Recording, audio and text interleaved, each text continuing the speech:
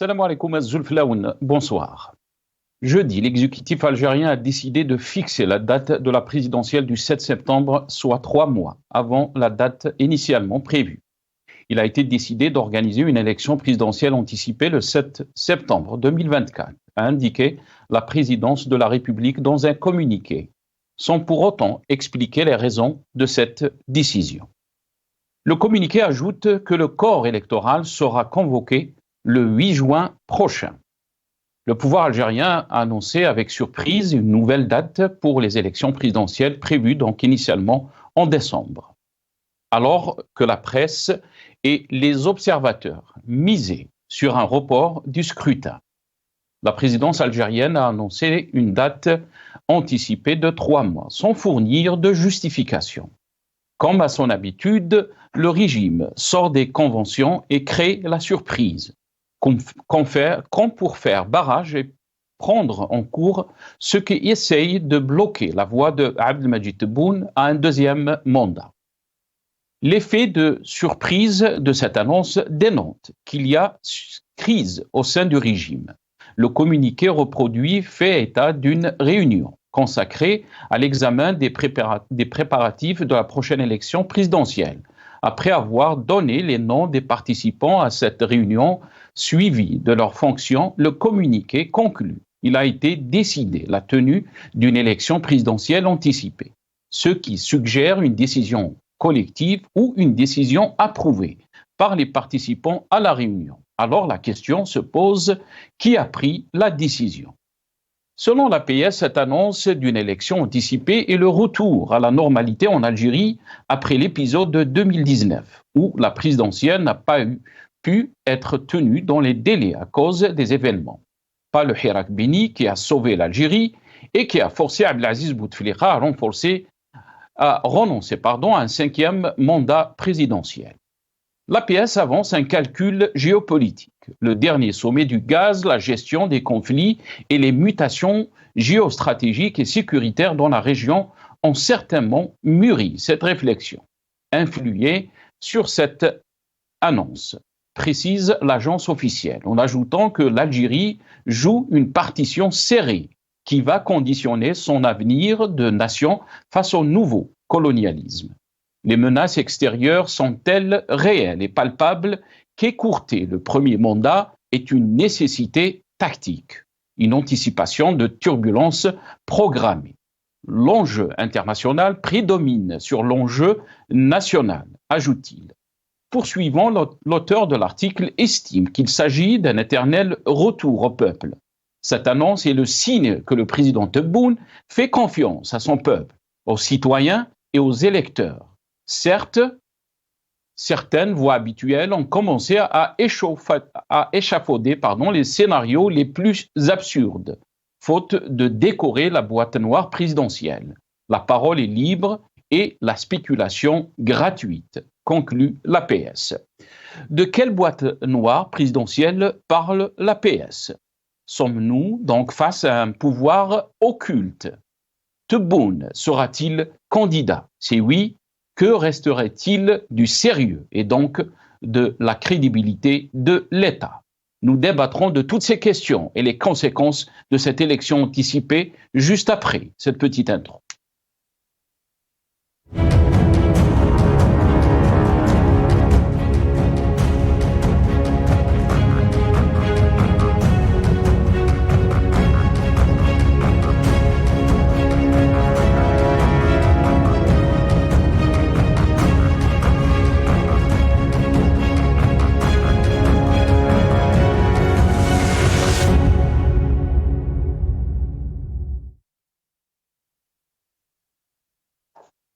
Élection anticipée, l'APS et la boîte noire présidentielle. C'est le titre de notre émission pour ce soir. Et pour en parler, j'ai le plaisir d'accueillir dans cette émission M. Mohamed Khelfaoui, analyste sécuritaire. Il est avec nous depuis Alger par téléphone.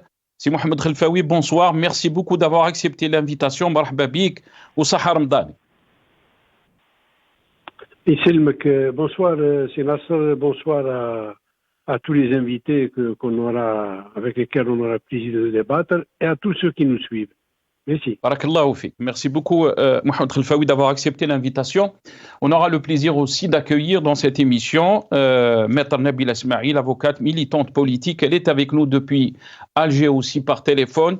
Maître Nabila Smaïl, bonsoir. Merci beaucoup d'avoir accepté l'invitation. Marhaba bik. Sahar Ramadak, merci encore une fois d'avoir accepté l'invitation. Je sais que c'est pour une femme, c'est pas facile de participer à des émissions pendant le mois de Ramadan. Oh, si je devais rendre hommage aux femmes, on ne va pas en finir.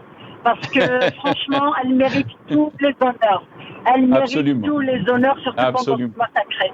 Sahar Ramadak, merci à vous de m'avoir invité. Je me suis bien organisée pour intervenir et j'espère apporter une petite contribution qui pourrait soulager les peines des Algériens. Merci beaucoup, Maître. Barakallahu fik. On aura aussi le plaisir d'accueillir aussi depuis Alger notre ami Karim Kbir, qui est journaliste, ancien rédacteur en chef du journal Liberté. Il sera avec nous aussi par téléphone. Karim Kbir est avec nous. Karim Kbir, bonsoir. Merci beaucoup d'avoir accepté l'invitation. Marhaba bik, c'est Karim. Bonsoir à tous vos invités, à tous les spectateurs. Merci Karim Kbir. Maître Nabila Smaïl, je vais commencer avec vous. Ma première question, bien sûr, quelle est votre analyse par rapport donc à cette décision qui a été prise par les autorités algériennes, ce communiqué qui a annoncé donc de faire avancer l'élection présidentielle de presque 3 mois. Elle aura lieu donc le 7 septembre de cette année 2024. Une élection présidentielle anticipée est une surprise, d'après vous, Maître Nabila Smaïl, et pourquoi donc cette élection présidentielle anticipée? D'abord, permettez-moi, avant de répondre à votre question, de saluer et de commémorer avec vous, avec les téléspectateurs, la journée du 23 mars, qui est la journée nationale de l'avocat. Permettez-moi de revenir sur cette journée qui est très, très, très symbolique pour nous et qui symbolise la lutte de la défense, qui symbolise la lutte des Algériens pour leur liberté, leur libération, et si je dois faire la connexion entre le combat de Ali Boumendjel et sa vie qu'il a donnée et avec la torture qu'il a subie des mains du tortionnaire Ossarès, je dirais que l'Algérien continue à lutter pour sa liberté et pour sa libération réelle, effective, et pas uniquement la libération du sol. La décision qui a été prise par cette entité qu'on ne peut pas appeler un Conseil de sécurité ou le président de la République, c'est une décision qui devrait d'abord être analysée sur le plan de la forme et sur le plan constitutionnel. Le plan de la forme, c'est que la Constitution prévoit dans son article 91 alinéa 11 que le président de la République a le droit de décider d'une élection présidentielle anticipée. Or, dans le communiqué de la présidence, après la fin de la réunion de ce conseil qui ne dit pas son nom, a fini par cette phrase « il a été décidé ». Il a été décidé. Donc, ça parle. Est-ce que les prérogatives du président ont été diminuées parce que la décision a été prise dans un conseil qui devrait se réunir selon l'article 97 et 98 de la Constitution, sauf pour décréter l'état d'urgence ou l'état exceptionnel, c'est-à-dire الحالة الاستثنائية أو حالة الخطورة القصوى. Or, ce n'est pas le cas. Et dans tout ça, la surprise est que la surprise a été encore plus forte en écoutant ou en lisant les raisons évoquées par la dépêche par l'APS. Parce que en pareil cas, en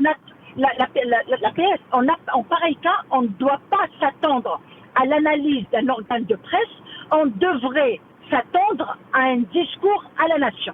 Parce que les prérogatives du président, dans l'article 91, doivent lui imposent le devoir de s'adresser au peuple, d'autant plus que la dépêche de l'APS parle beaucoup de cette reprise de confiance entre le peuple et le président.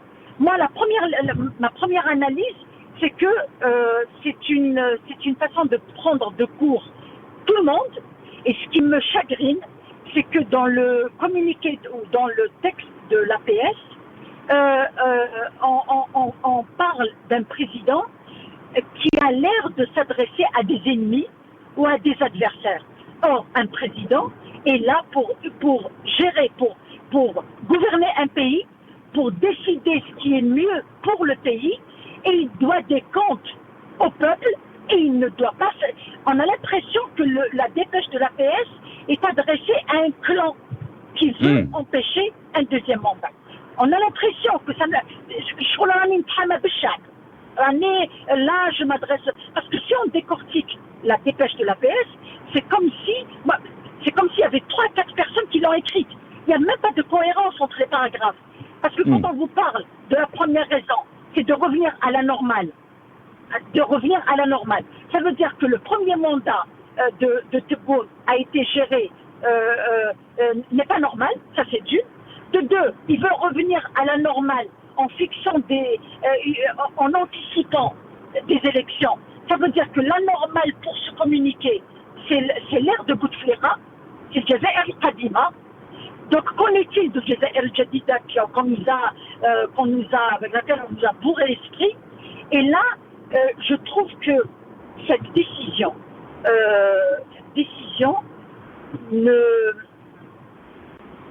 cache beaucoup de choses.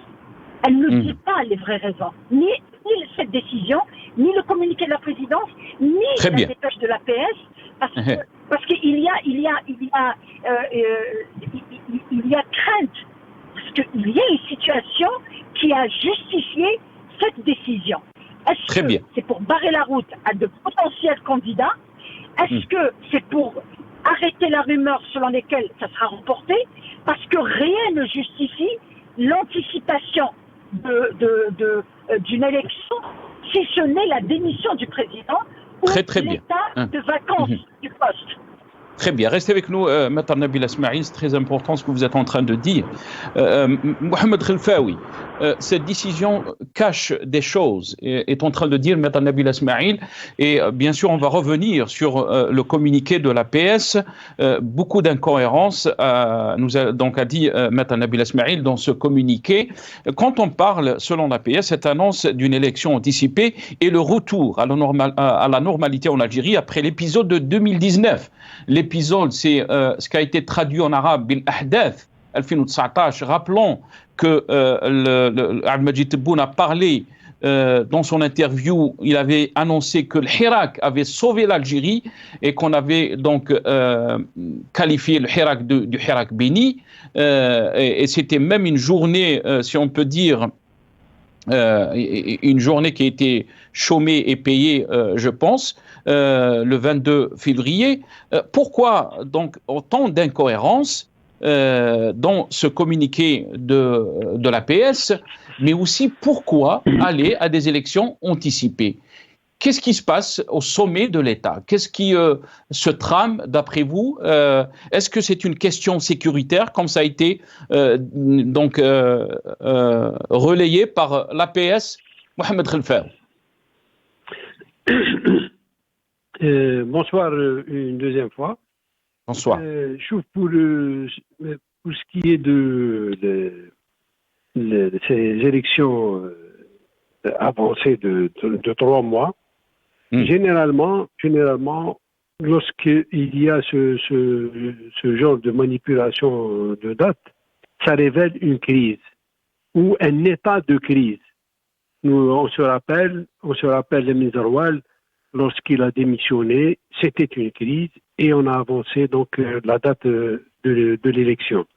Aujourd'hui, on peut pas nous dire c'est pour barrer la route à quiconque. Le pouvoir n'a jamais pris de gants pour imposer son candidat. On se rappelle pour ça de 1999, lorsque les six c'était pas n'importe qui face à Bouteflika. Le pouvoir n'a pas hésité devant Aït Ahmed, qui est un homme historique, ou Talb Ibrahimi, qui était ancien ministre, Aboumoudine Machadli, etc., qui connaît bien les gens, ou les autres, pour ne citer que ces deux-là. le colonel de la Wilaya 4, le Khatib, etc.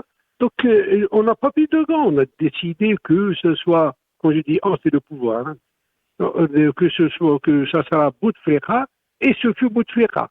Au deuxième mandat, la même chose, au troisième mandat, et même au cinquième mandat. S'il n'y avait pas le Irak, ça aurait été Bouteflika. Au quatrième mandat, il n'a même pas fait de campagne électorale, et c'était lui, le président, avec tous les handicaps qu'il traînait, ou là qu'il subissait, ou là qu'il... Mais peut-être, si Mohamed, si Mohamed, peut-être, je vous ai coupé la parole, en 99, on peut peut-être avancer que les circonstances étaient différentes de 2024.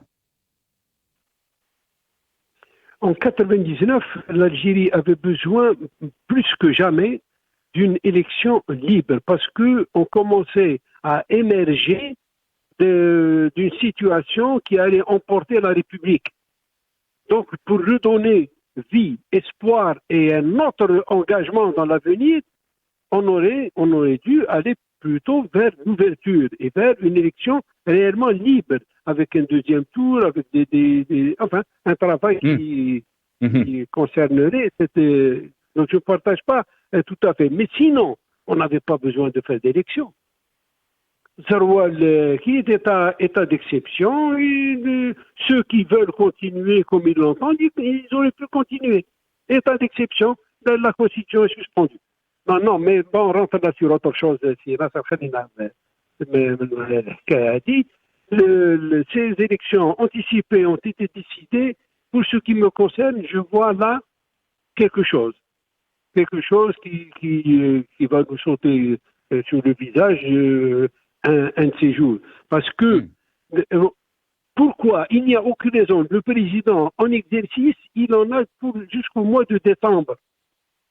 Quelles sont les explications? Enfin, pas les explications, les justifications. Parce que expliquer, c'est donner la raison. Justifier, c'est chercher à noyer le poisson dans l'eau. Moi, si Mohamed, vous êtes un expert sécuritaire. Quand l'argument de l'APS, donc l'auteur de l'APS de cette dépêche, il avance l'argument, le calcul géopolitique, le dernier sommet du gaz, la gestion des conflits et les mutations stratégiques et sécuritaires dans la région ont certainement mûri cette réflexion, influée sur cette annonce, donc précise donc l'agence officielle, en ajoutant que l'Algérie joue une partition serrée qui va conditionner son avenir de nation face au nouveau colonialisme. Les menaces extérieures sont-elles réelles et palpables qu'écourter le premier mandat est une nécessité tactique, une anticipation de turbulences programmées,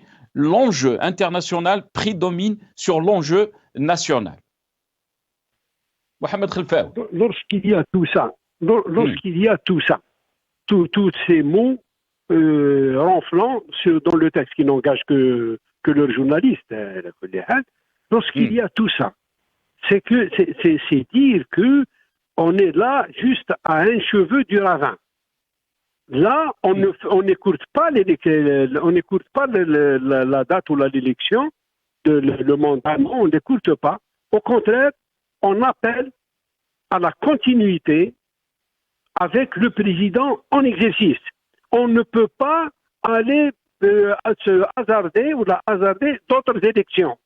On continue avec eux parce que la menace est telle, comme il le dit, est telle que on ne peut pas aller vers d'autres choses. Nous sommes en situation presque de guerre. Ce journaleux là, celui qui a écrit ce texte-là, avec des mots ronflants, de mutations géostratégiques, je sais quoi. Non, il n'y a rien. L'Algérie, le Maroc avec ceux qui l'occupent, ceux qui l'intéressent. Le Maroc, pour nous faire une guerre, il est en train d'exploiter le Sahara occidental. Il n'a pas besoin de guerre. Et non, pas du tout. La Libye vit son cauchemar, elle ne sort pas de son cauchemar. On n'arrive pas à l'aider, nous non plus. Il y a d'autres forces beaucoup plus fortes. C'est le Conseil de sécurité qui joue son jeu. C'est l'impérialisme, il faut le dire. C'est l'impérialisme. On est toujours dans ça. Ce n'est pas vieux, c'est le néo-impérialisme, si on veut. Ils sont là. Personne ne doit bouger. Le maître dollar est là. mettre donc Amérique est là. Mais il n'y a rien d'autre. L'Algérie, si elle a reporté, moi je vous dis, l'écrit de l'APS, c'est comme si dégagé, il n'y a rien à voir. On n'a rien à expliquer. Circuler, il n'y a rien à voir. C'est la même chose. Ne cherchez pas donc, ce que je comprends de votre intervention, Mohamed Khelfaoui, est-ce que vous pensez que la décision a été prise pour Al-Majid Tebboune pour ce deuxième mandat, donc pour la continuité de la même politique qu'on a vue donc ces 5 dernières années? Est-ce que ce que vous êtes en train de dire, Mohamed Khelfaoui?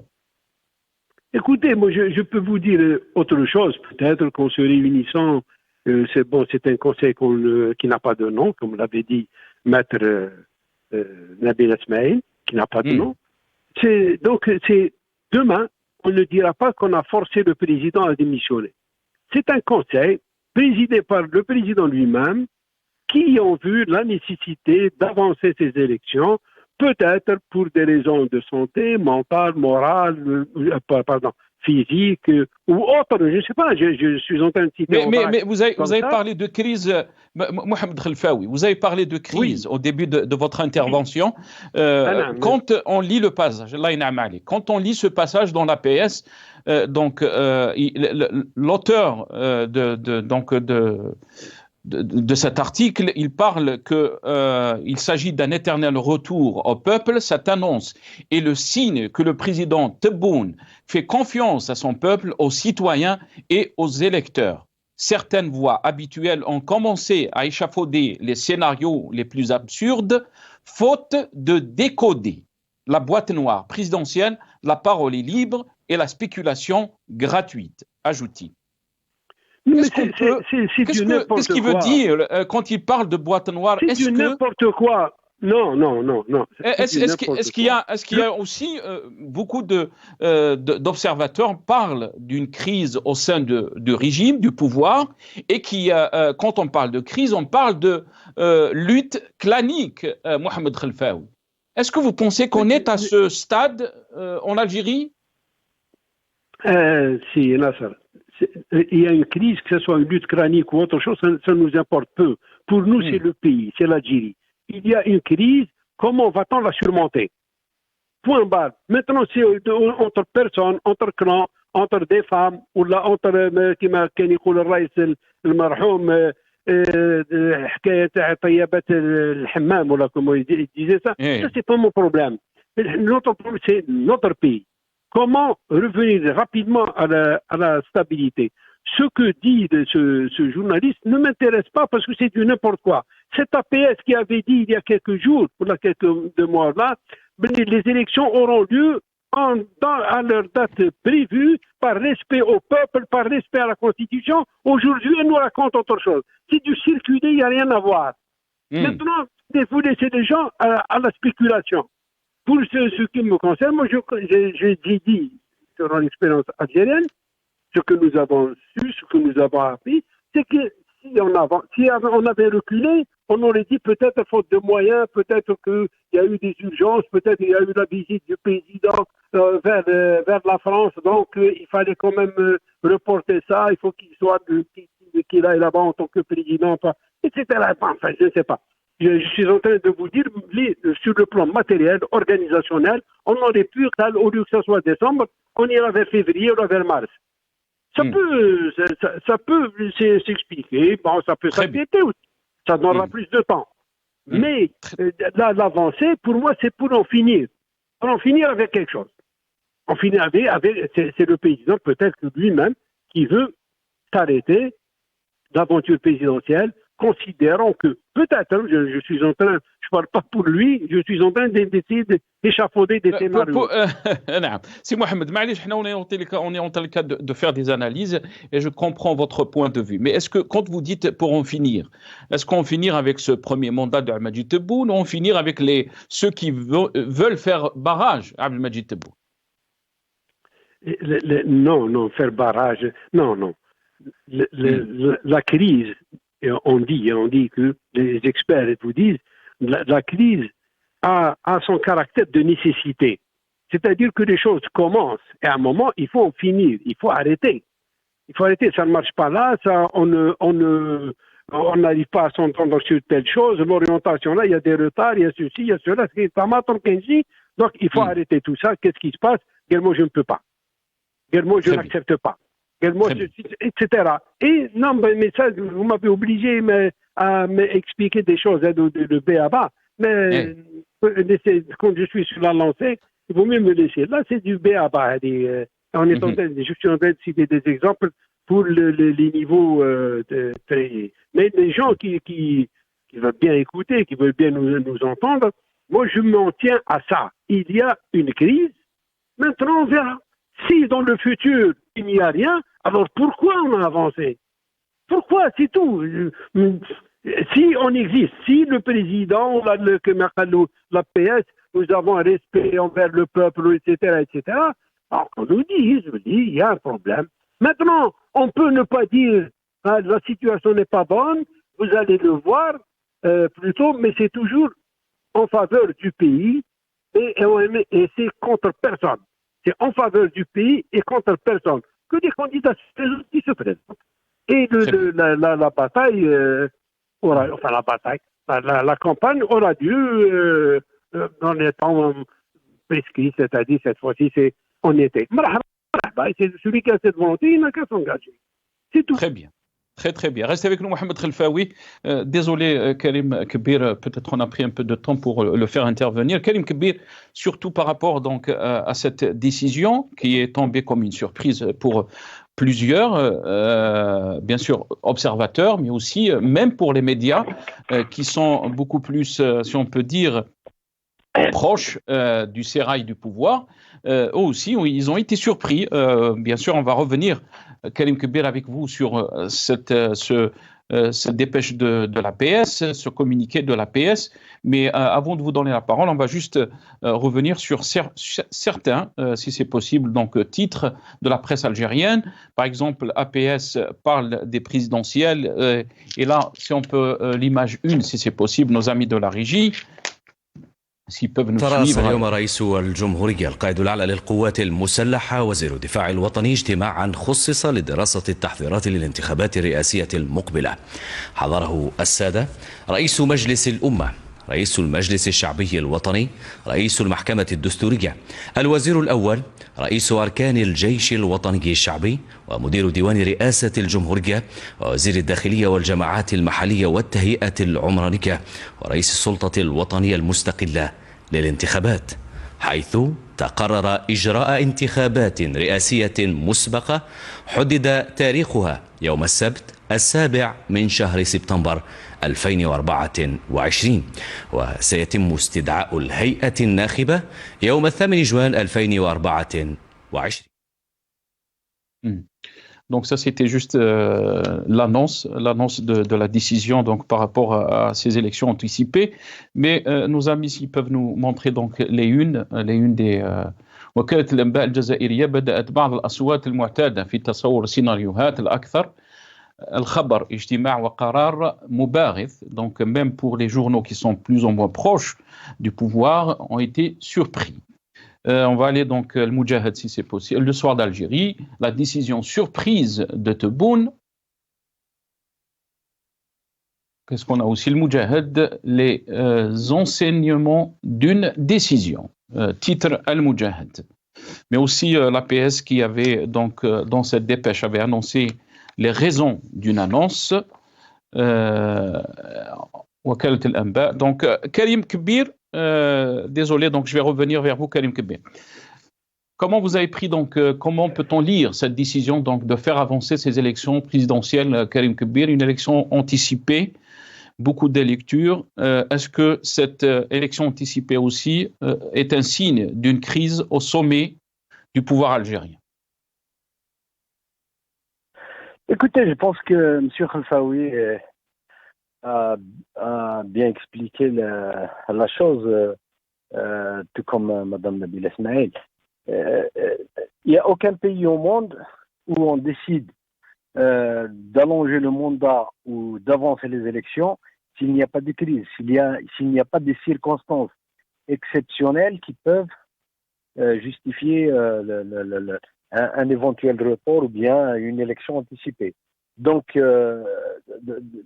essentiellement, cette décision d'avancer les élections suggère qu'il y a crise.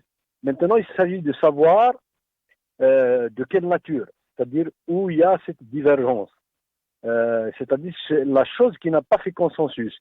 Et de mon point de vue, et la première des choses qui sautent aux yeux forcément, ça a trait au second mandat. Maintenant, il s'agit de savoir est-ce que il n'y a pas un consensus autour d'une prolongation ou bien c'est-à-dire qu'il y ait un second mandat de Boun, ou bien lui, il souhaite, en tout cas, il l'a montré plusieurs fois, notamment lors de son discours devant les deux chambres réunies, où il y avait même des gens dans la salle qui l'ont sollicité pour un second mandat, et puis avec toutes les mesures qu'il a prises, notamment les augmentations de salaire, donc c'était tout ça, ça s'inscrivait dans cette optique, de mon point de vue, c'est-à-dire dans sa volonté de remplir pour un second mandat. Et là, et la dépêche de l'APS le suggère aussi en filigrane, lorsqu'elle parle que le mandat qui est finissant, son élection s'était faite à la USALB, et puis il insiste beaucoup sur la souveraineté du peuple, et puis les dangers, c'est une façon de suggérer que la meilleure façon pour le pays, c'est la continuité. Et puis, ses adversaires, quand il parle de ses adversaires et tout, je suppose que ça s'adresse justement à ceux qui lui ont imposé cette élection, d'avancer cette élection, notamment pendant la période estivale, pour qu'il n'y ait pas justement ce qu'il recherchait, c'est-à-dire une caution populaire qui lui permettra de continuer avec beaucoup de marge de manœuvre. Donc la poire a été coupée en deux. Et c'est essentiellement, justement, de mon point de vue, c'est à ce niveau-là que se situe la divergence, et c'est notamment par rapport à ce second mandat. Karim Kebir, comment peut-on lire donc ce passage dans l'APS quand elle parle donc de la boîte noire présidentielle?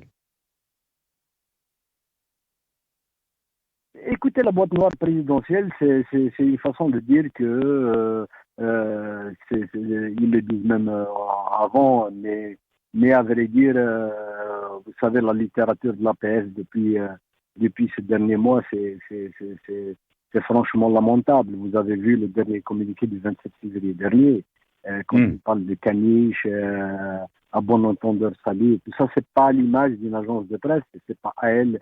D'ailleurs, même en termes sur le plan journalistique, c'est pas à elle de faire ce genre de commentaires. À la limite, ils pouvaient faire une analyse comme le font toutes les agences, en faisant intervenir des experts, des gens qui sont des politologues, des gens qui sont bien placés, qui maîtrisent les dossiers.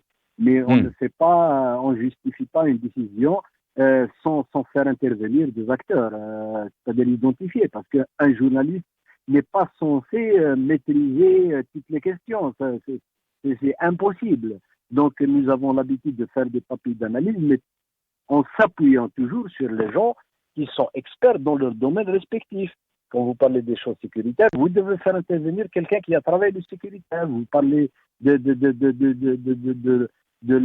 l'environnement, vous devez faire intervenir des gens spécialistes dans l'environnement. Vous parlez du tourisme, vous devez forcément faire intervenir des gens. Donc, c'est pas au désirata du journaliste lui-même de commencer à tirer les plans sur la comète et à justifier. Donc, cette boîte noire, c'est une façon de dire que, c'est-à-dire, c'est à toutes ces situations de niveau et les gens ne peuvent pas percer exactement ces véritables intentions. C'est tout ce qu'on peut comprendre. C'est ça la boîte noire. La boîte noire, c'est qu'on ne peut pas, c'est quelque chose que dans la lumière, qui n'est pas touché par la lumière. Donc on ne peut pas accéder pour comprendre ou saisir, c'est-à-dire ce qu'il veut ou bien ce qu'il décide. Très bien, merci beaucoup Karim Kibir. Yatek Saha. Restez avec nous Karim Kibir. On va revenir à Maître Nabil Ismail. Maître Nabil Ismail, cette cacophonie qu'on est en train de voir au sommet de l'État, le peuple qui est tenu dans le flou total par rapport donc à cette décision, à la communication, aussi de comprendre qu'est-ce qui se passe. Il y a quelques jours, on nous a annoncé qu'il y aura une visite de Al-Majid Tebboune qui était prévue donc fin septembre, début octobre en France, alors qu'avec cette annonce, on ne comprend pas. Est-ce que cette visite aura lieu? Elle n'aura pas lieu. Nabil Ismail, qu'est-ce que vous en pensez de cette situation que notre pays est en train de vivre? Ça a été rappelé aussi par l'intervention de Mohamed Khelfaoui. On n'est jamais arrivé à ce genre de situation. L'Algérie, est-ce que l'Algérie est en danger, d'après vous, Maître Nabil Ismail? L'Algérie est en danger et le peuple vient de subir un autre coup de force qui ne dit pas son nom. Moi, je pense que le mépris a atteint son paroxysme parce que on ne peut pas prendre une telle décision lourde pour l'avenir du pays, lourde pour l'avenir d'une nation. On ne peut pas la prendre avec une telle légèreté et avec un tel mépris au peuple.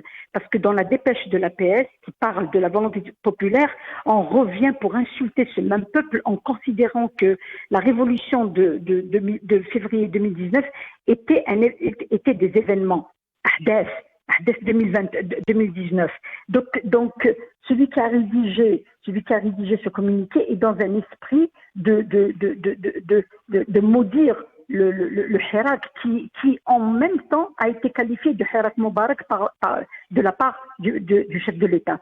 Donc, cette façon de gérer, cette folie qui s'en est pris à ces dirigeants, à ce groupe qui a décidé d'anticiper des élections au motif qu'il faut revenir à la normale, au motif qu'il y a une conjoncture internationale qui menace la stabilité du pays. Mais c'est quand il y a une menace sur le pays qu'on ne doit pas tenir d'élection et qu'on doit peut-être maintenir ou reporter. Donc, s'il y a instabilité à l'extérieur ou menace à l'extérieur, il faut reporter, il ne faut pas avancer.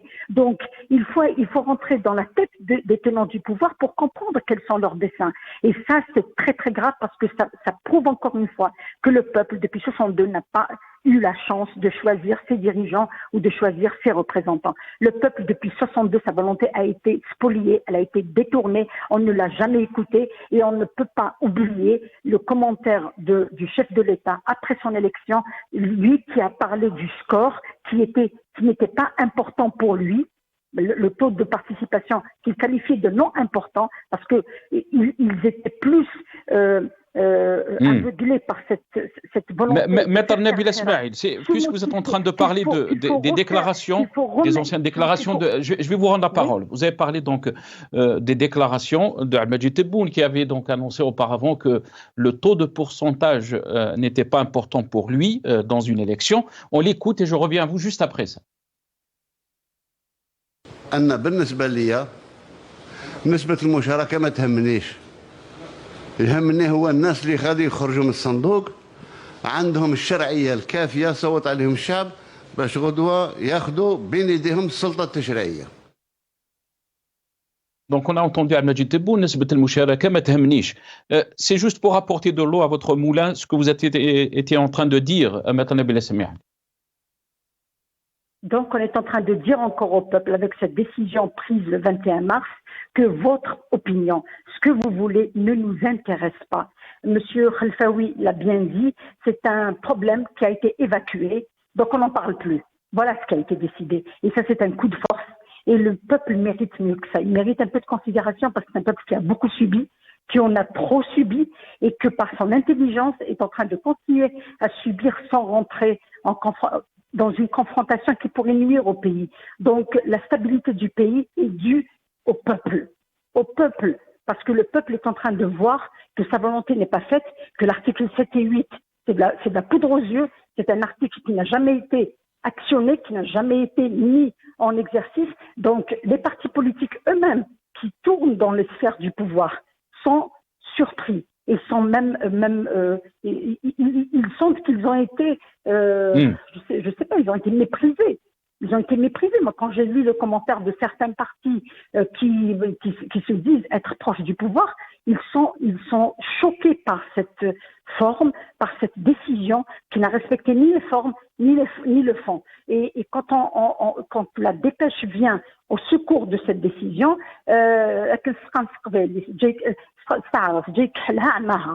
donc, il est venu justifier l'injustifiable en donnant des arguments qui ne pourraient tromper personne. Donc, qu'est-ce qui se cache derrière ça? Dans quel but ça a été fait? Et l'esprit du texte, l'esprit de la dépêche de l'APS c'est une dépêche qui s'adresse à tout sauf au peuple. Parce que là, le peuple, il est complètement ignoré dans cette équation, il est complètement bafoué, sa volonté est complètement bafouée, donc qu'on arrête de faire subir à ce peuple ce qu'il ne mérite pas de subir. Voilà. Si le deuxième mandat a été approuvé, bien sûr, ce n'est que des suppositions, on est en train de faire des analyses. Qu'est-ce que cela veut dire pour notre pays? Et qu'est-ce que l'APS voulait dire quand elle parlait faute de décoder la boîte noire présidentielle, la parole est libre et la spéculation est gratuite? Mon Dieu, moi je vous ai dit au début de mon intervention que le texte, on aurait cru qu'il y a 4 personnes qui l'ont écrit. Parce que quand on parle de chefferie, quand on parle de transparence et de souci de transparence et de se rapprocher du peuple, on ne doit pas parler de boîte noire. Donc il y a une boîte qui décide à la place de celui qui a toutes les prérogatives constitutionnelles, c'est quoi la boîte noire? Moi quand j'ai lu ça, ça m'a rappelé Saïd Bouteflika qui s'est emparé du sceau de la République. Ça m'a rappelé ça, parce que quand on parle de boîte noire, donc elle est en train de décider. Donc c'est quoi? Ça rime à quoi? Ça nous renvoie vers quoi? Ça nous renvoie vers le fait que nous ne sommes pas en sécurité. Le pays n'est pas en sécurité.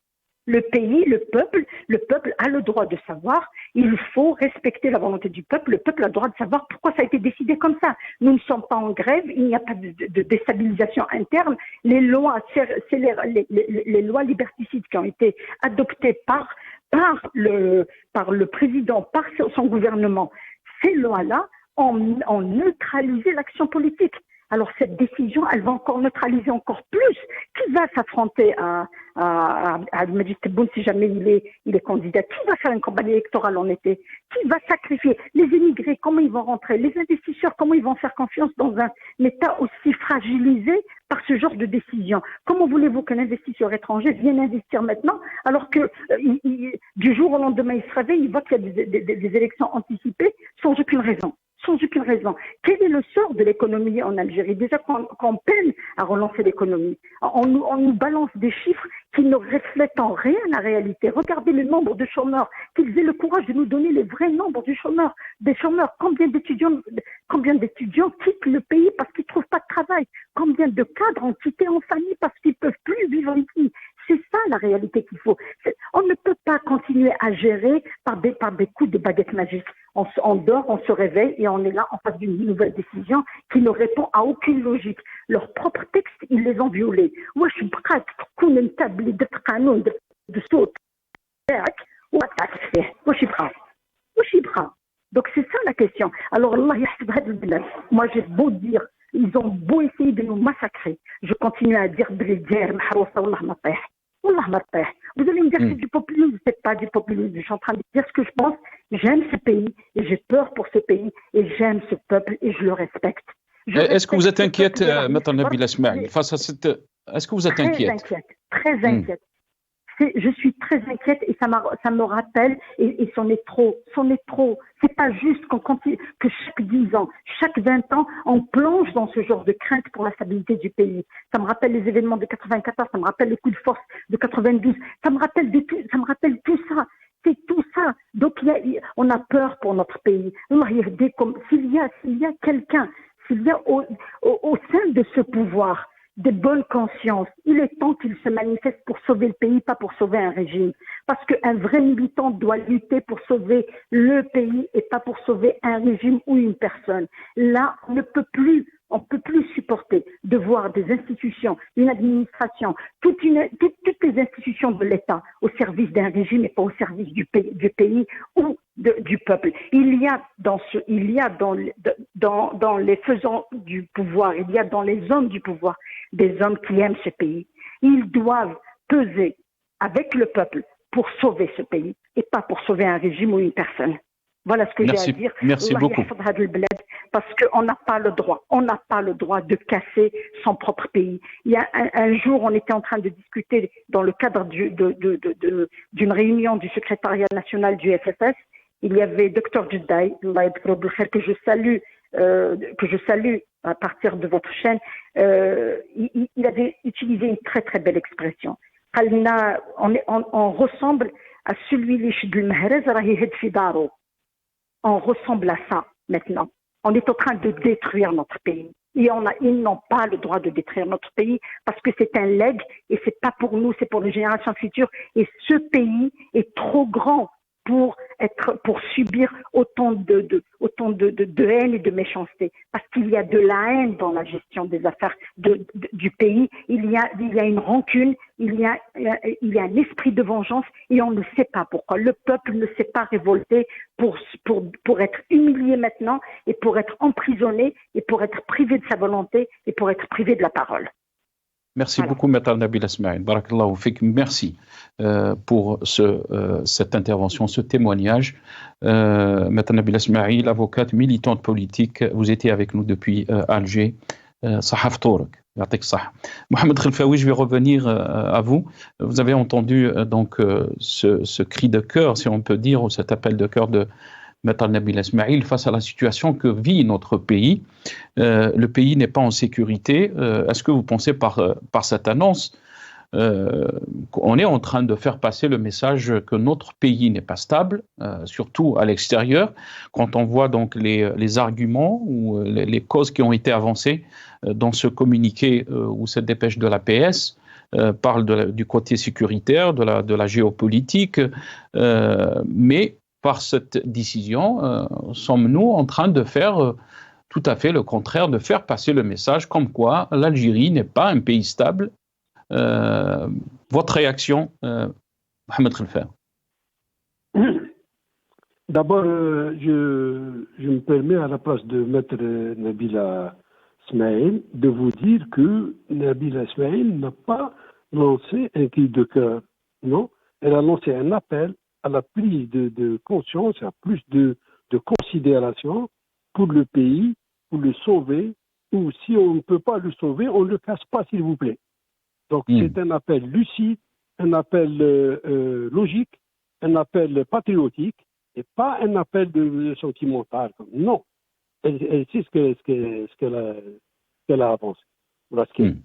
Pour ce qui est des arguments, quel argument on a donné? On n'a donné aucun argument. On a fait de la littérature, on a mis des mots ronflants l'un à côté de l'autre, géostratégie, géopolitique, guerre, je ne sais pas quoi, les menaces réelles, palpables, je ne sais pas quoi. Où est-ce qu'on peut palper cette menace? Où? À quel niveau? Non, c'est des mots, c'est circuler, il n'y a rien à voir. Voilà, c'est tout. On a voulu faire ça ici. Peut-être que la raison essentielle qu'on ne veut pas donner, peut-être on ne veut pas la donner parce que pour éviter une situation qui déjà se porte mal, qui déjà va mal. Peut-être, je dis, voilà, la boîte noire, on essaie de décortiquer. Malheureusement, le peuple, non, nous, on doit savoir, le peuple doit savoir, il n'a pas à décortiquer. Voilà ce qu'on lui dit, il suit la chose, 90% vrai ou à 80% vrai, mais non, il n'est pas amené à spéculer. Non. Que les autres spéculent, c'est leur affaire. Mais sachons, disons-le, la chose, chez nous, les élections de manière générale ont toujours été un instrument de division. C'est une source de division. Et ce grand rendez-vous, c'est pour la séparation généralement rancunière. Nos élections, ça a été un mirage ou un leurre démocratique, comme partout d'ailleurs. On a fait certains pays comme le Sénégal, il a remis à sa place Macky Sall. Il a dit non, vous ne reportez pas. Vous n'avez aucune raison objective. Vous ne reportez pas et les élections sont en cours. Et voilà. Donc, pourquoi je sais pas, ces gens-là se sentent obligés d'expliquer ou de donner des choses. Non, ou bien vous expliquez respectueusement au peuple algérien, non pas le leurrer, non pas lui faire entendre qu'il n'a rien à voir, dans ça, ça se passe en haut lieu, etc., qui n'est pas concerné. Et d'un autre côté, par respect au peuple, toutes ces contradictions, tous ces mots qui ne veulent rien dire, rassemblés l'un après l'autre pour faire des phrases qui n'ont ni sens ni poids, tout ça, vous provoquez qui? Parce que le peuple enregistre, le peuple écoute, le peuple s'éloigne de plus en plus. Mais s'il se remet, attention. Peut-être aussi que, il ne faut pas être tout le temps négatif, peut-être qu'une action pareille, on le souhaite, en tout cas c'est un souhait, ce n'est pas une analyse, peut-être apporter quelque chose de bien, c'est-à-dire un changement, le changement tant attendu. نتمنى في cette note positive نقول لك صحة فطوركم وكل الإخوان الجزائريين وكل المسلمين يقولون صحة فطوركم صحة فطورك سي ناصر الإكيب تاع المغاربية وكل الجزائريين إن شاء الله. ان شاء الله. بارك الله فيك سي محمد، صحة فطورك. نوغي ايمي على كل حال مازلنا 3 دقائق سي محمد ولا عندك j'aimerais revenir vers vous si c'est possible. Sinon, je sais que c'est peut-être on n'est pas très loin de l'Adhan. Karim Kbir, très rapidement, donc, si comment peut-on voir l'avenir de notre pays quand on a entendu bien sûr l'analyse de Maître Nabil Ismail par rapport à la situation que vit notre pays. Ce premier quinquennat de Ahmadji Tebboune a été marqué par beaucoup de défis, des échecs aussi, d'une certaine politique, des crises diplomatiques, mais aussi une situation par rapport à une situation interne qui a été très difficile pour les militants des droits de l'homme, pour l'opposition, pour l'opposition politique, pour les journalistes aussi. Comment vous voyez les choses s'il y a donc ce deuxième mandat de Ahmadji Tebboune? Donc, comment vous voyez donc l'Algérie s'il y a donc une continuité de la même politique et un deuxième mandat d'Abdelmadjid Tebboune? Karim Kbir, j'aimerais avoir votre aperçu par rapport donc à cette question, si c'est possible. On est en train de me dire, on a perdu Karim Kbir. Mohamed Khelfaoui, est-ce que vous êtes toujours avec nous? Oui. Mohamed Khelfaoui, je vais vous laisser donc le mot de la fin.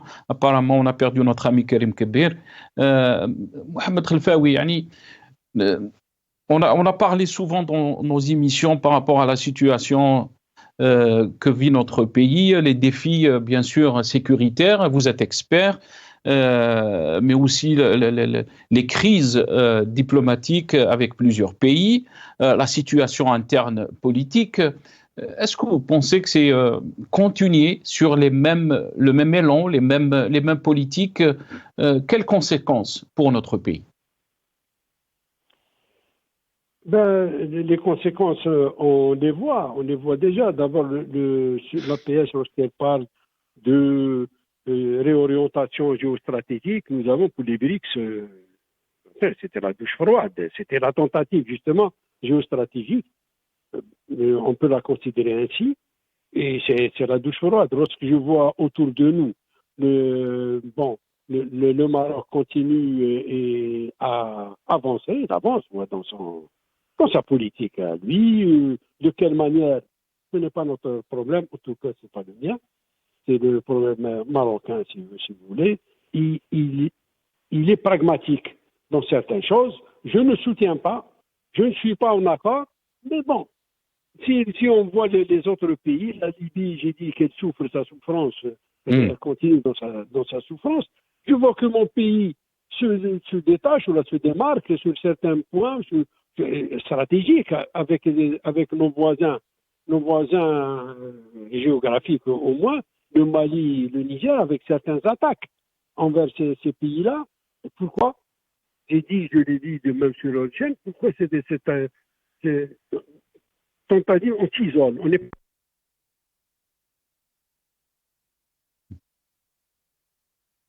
Mohamed Khelfaoui? Ah, on a perdu Mohamed Khelfaoui. معليش, en tous les cas, le message était très clair. Karim Kbir, je pense qu'il est avec nous très rapidement avant de finir cette émission. Karim Kbir, je vous ai posé la question, on vous a perdu, je ne pense pas que vous avez entendu la question. Comment vous voyez les choses très rapidement, Karim Kbir? On a vu le premier quinquennat, donc ce quinquennat d'Ahmed Tebboune marqué par beaucoup de défis, si on peut dire, à l'échelle internationale, mais aussi à l'échelle intérieure, la situation de nos journalistes, mais aussi la situation politique de l'opposition. Est-ce que vous pensez que l'Algérie peut se permettre d'aller encore, de continuer sur les mêmes politiques? Très rapidement, Karim. Non, je crois que le constat est unanime. On est condamné de toutes les façons, on est condamné à changer les paradigmes de gouvernance, même si pour le moment il dispose d'un matelas financier pour un peu essayer de calmer un peu le front social. Vous avez vu avec les mesures qu'ils ont prises pendant ce mois de Ramadan et tout ça, mais combien ça va tenir comme ça, c'est pas évident si on ne traite pas les véritables causes de la crise, parce que la crise elle est multidimensionnelle et elle est essentiellement politique. Donc, si on ne traite pas les vraies questions en profondeur, je ne pense pas que l'Algérie va accéder à la stabilité que nous souhaitons tous. Merci Karim. Voilà. Atek Saha Karim, merci beaucoup. Saha Ftourkoum, désolé parce qu'on doit finir cette émission. Mohamed Khelfaoui, merci beaucoup. Nabil Esmaïl et Karim Kbir, merci à mes invités. Merci à vous, chers téléspectateurs, ou Saha Ftourkoum.